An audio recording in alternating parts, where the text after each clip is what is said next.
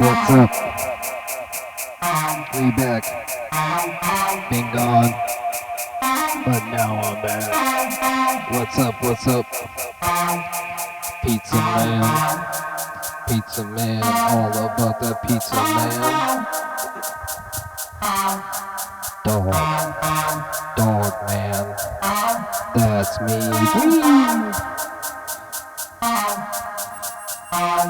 Let's just float out. Float away. Oh my god. What if we could just go to another place? And nobody was a real pain in my fucking ass, you know? Is that possible? Could we get there? Do you think that's possible?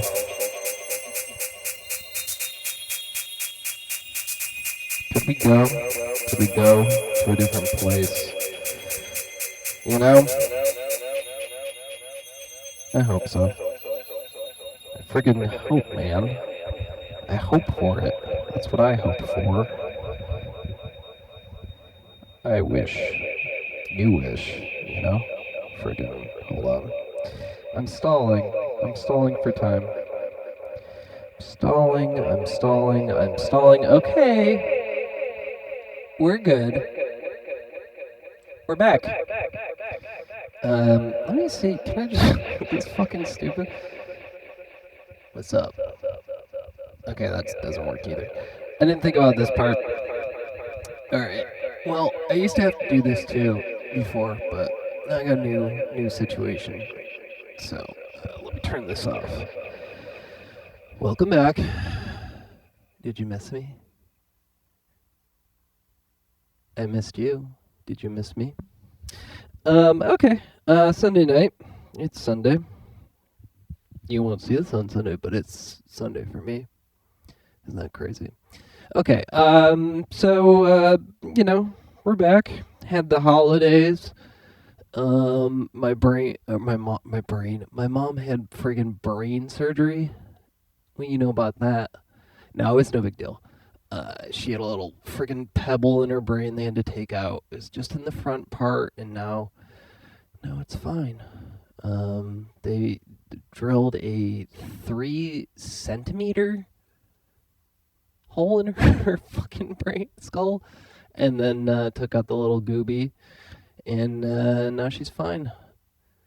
And we're all very excited to not have any more catastrophic bullshit going on in our lives. Love you, Mom. And thank you to the doctors. Actually, the guy, you know, this is a good story for TV. The guy who did her surgery was also the guy who did my nose surgery, because my brother, God bless you, Chris, broke my nose when I was in 6th grade, and then it grew and all fucked up, so later in life I couldn't breathe, so gave me a new nose situation. Hear that? So anyway, that guy, Dr. Grooby, he did my mom's nose, the nose part of her brain surgery, and Mom was like, "Hey, did you know you did my son's surgery?" He was like, "I don't know. I see a lot of noses, lady." So, who gives a shit, you know? Thought my nose was special, but I guess it wasn't. Whatever. Okay, patch notes. Welcome back. Patch notes. Let's see what we got going on here. So, new case. Real fancy and big. Should be the final case. Eventually I'll fill this all up, and then I can sleep at night. Okay, what's going on? Okay, let's start with this. So, what you may not have noticed is that, I turned on this here. I think you should be able to see what I'm doing, right? I turned on this here on the MPC. This is actually running the drums. So if I turn this up, I gotta figure something out with these drums. So I'll explain this in a second, but okay. Hear how that's So what's going on here is we've got first of all ES from Instro, little Logic module. What's happening here is I'm splitting the gates out of plonk and crater, which are like the snare and like, you know, accessory percussion on this. Those signals are going into an OR gate, so when either OR is playing, it goes over here into Abacus, and Abacus is just a envelope. Envelope is then triggering VCA and likewise the filter on vowel. Come back to the pitch in a second. So what that does is they're linked now. Bow, bow, bow, bow. Okay, gate and pitch separated.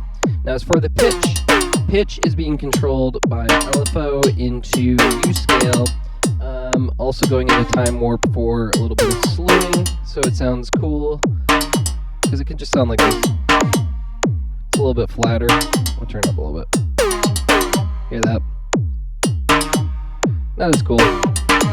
So we have a little bit more, woo, you know, portamento. So as far as the U-scale thing, the quantizer thing going on here, let's see, I can make this go. One of them's the fast one. 2 LFOs. We'll utilize it a ton. There we go. We can make it go. Hear that? A little bit, you know, done this before, so it's dancing around the root note. Root note is set by the slow LFO. Little dance is set by the other one. No big deal.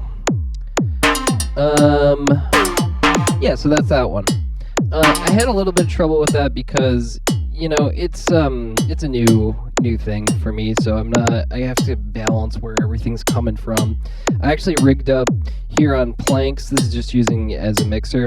So I've got those 2 gate signals actually going into here too, so I can turn off those and then just still have this without the snare and the percussion there. That's cool. I also have this gate going out to the VCA, coming through the 3rd channel of maths here, which is just acting as an attenuator, so I can turn it off. So if I want to have just the drums, I can do that, and if I want to have just that, I can do that too. Very smart. Aren't you so smart, Andy? Alright, and then as far as the kick drum, steady state gate, still doing kick drum duty. Probably taking off kick drum duty soon, because it's not for that, but it sounds so good. Anyway, kick is coming from Steppy, just a regular doom doom doom doom doom doom doo doo doom type pattern. 4 bars, 4 on the floor, and then the last one we're just doing a kick on the last part. No big deal. But what is cool is that this actual hi-hat pattern is coming from the ES, right, from the Logic module. So what's happening here, let's find which fucking one, I don't even know how this works anymore, but okay, so this is coming from here. Okay, so what's going into that is we've got clock divider going on this through this Duphonic distribution from Scrin. This is just a flip-flop clock divider, so it, out of the 2 ports down here, you put in the clock. So I've got the kick drum split off coming into the clock there. So it's going, every other kick is going into here, right? And that's going into this. So, oh yeah, and then the other half, so we got the flip-flop coming from there. Where's the other one coming from? Oh, okay, so then this is over here from Pam's. We just have a gate coming out, divide by 3. So if you can see, this one is basically, so this is an AND gate, so they both have to be going at the same time. So basically the kick drum is keeping kind of the beat, right? But then the divide by 3 gate is basically saying, okay, only those kicks will come in when we tell it to. Now, when the kick drum is kicking. Now, this is where it gets interesting. So I also have a 16 gate pattern, which I think I can just throw in. I'm going to turn off this right now. Well, actually, I'll show you in a second. Okay, so I turn this.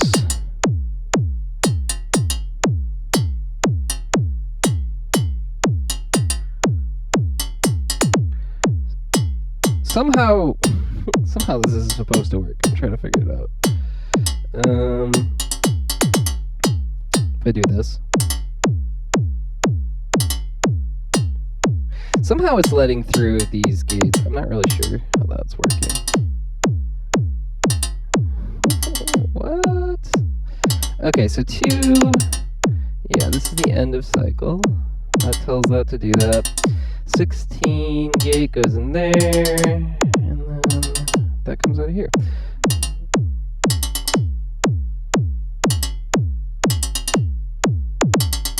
So, I'm a little confused.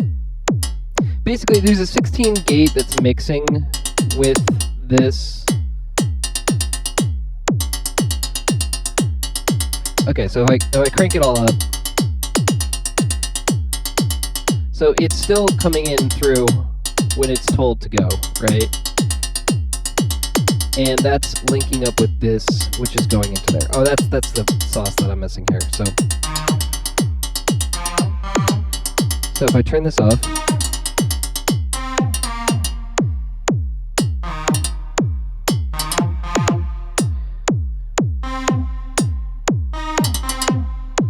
so here, when that let goes through, that gate is actually letting these 16s through.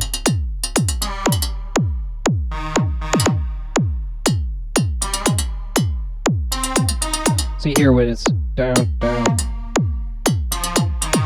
it'll hit the 16s.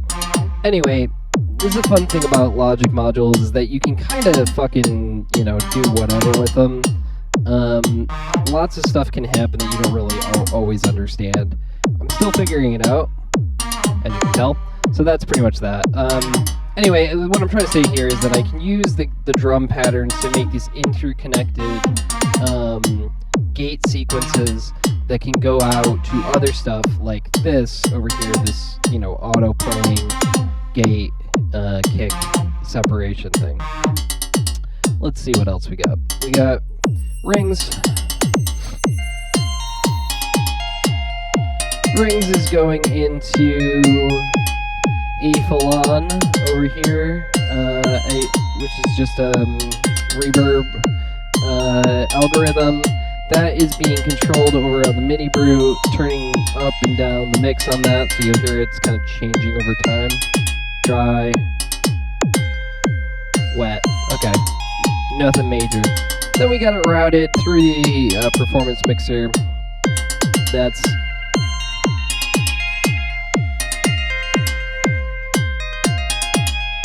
into the Chronoblob plus Dual Dagger combo over here, filtered delays. Then we also have rings.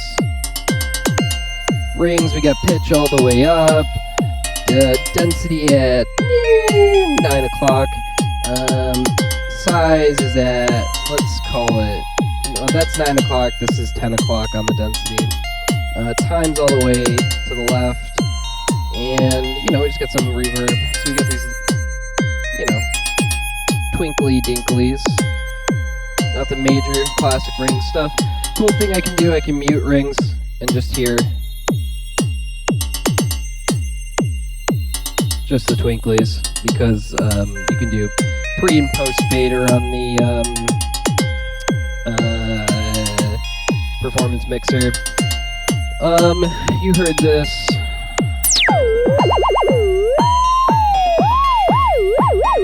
Boom, bang, bing, bong, bing, bong, wow, wow. Okay, that's just the CV recorder recorded out LFO from the Mini Brew, and that's controlling the cutoff in this, so we got a nice little,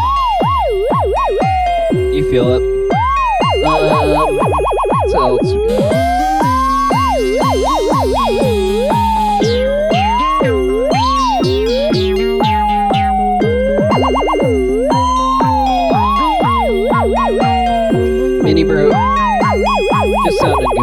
big deal. Got a big clone chorus effect on the H90. For that, what else we got? Nothing else, just drums.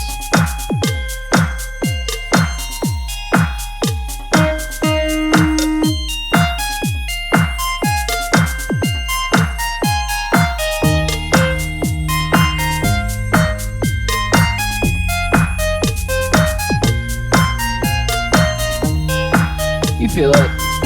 You get the vibe. That's pretty much it.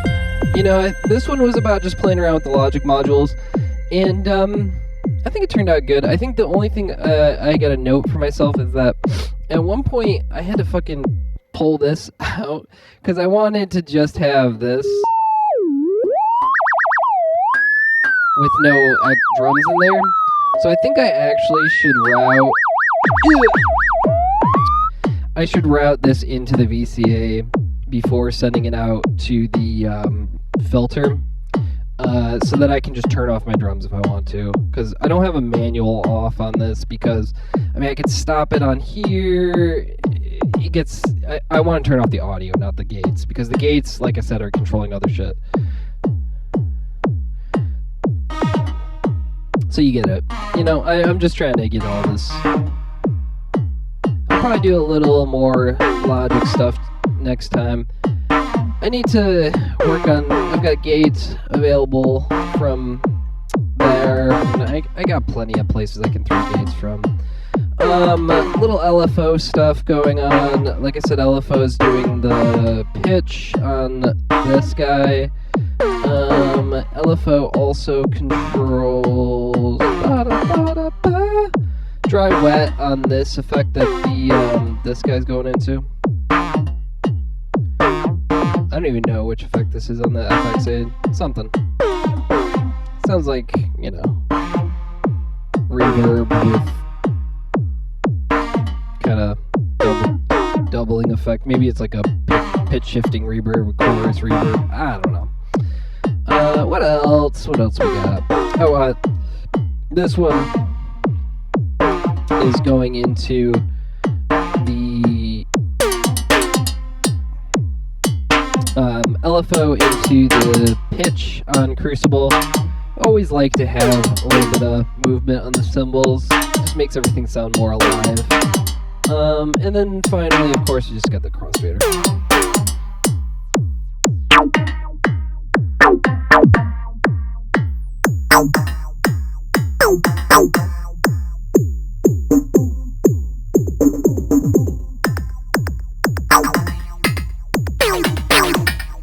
So, for one thing, I gotta make this more accessible. I don't really like it being right there. I might move it to another spot, maybe over here. I just wanted it to be closer because all the magic's happening right there as far as the crossfader goes, but I think I'm gonna put it over here because it's a better spot for it. That's it. Yeah, that's it. I hope you had a great time, and I hope this recorded because it's the first time I'm trying this on this new camera setup. So we'll see. I don't know. Love ya.